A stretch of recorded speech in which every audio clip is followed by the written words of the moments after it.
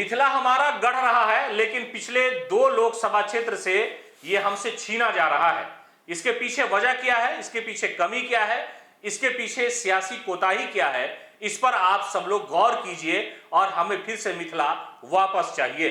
कार्यकर्ताओं के साथ संवाद के दौरान तेजस्वी प्रसाद यादव ने यही कहा कि जिस मिथिला पर राष्ट्रीय जनता दल का राज हुआ करता था, चाहे वो अली अशरफ फातमी हो, अब्दुल बारी सिद्दीकी हो, फराज फातमी हो, या ये कि इस जैसे आरजेडी के बड़े कद्दावर नेता हो, उन सब को लेकर के याद करते हुए राजनीतिक सफर का हवाला देते हुए तेजस्वी यादव ने कार्यकर्ता और नेताओं को कहा कि हमारा मिथिला हमसे छिन गया है, आखिर वजह क्या है, इस पर गौर किया जाए।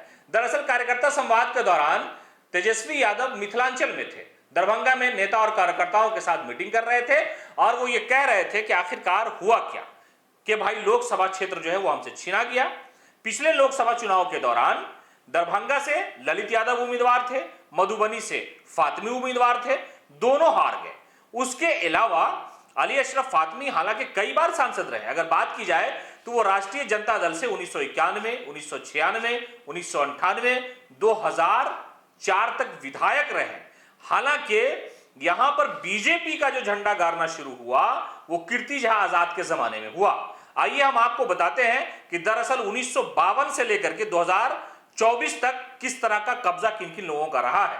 अगर 1952 की बात की जाए तो श्याम सुंदर प्रसाद कांग्रेस से जीते थे, 1957 में श्री नारायण दास कांग्रेस से, यानी 1952 से लेकर के 67, 71 तक जो है वो कांग्रेस का कब्जा रहा। 77 में एक बार भारतीय लोकदल जीत गया, 1980 में कांग्रेस रहा, फिर 84 में लोकदल जीता और उसके बाद शकीलुर रहमान जनता दल से जीते 1989 में। उसके बाद 91 में अली अशरफ फातमी जीते, उसके बाद 96 में फातमी जीते, उसके बाद 98 में अली अशरफ फातमी जीते, फिर 99 में कीर्ति झा आजाद जीत गए।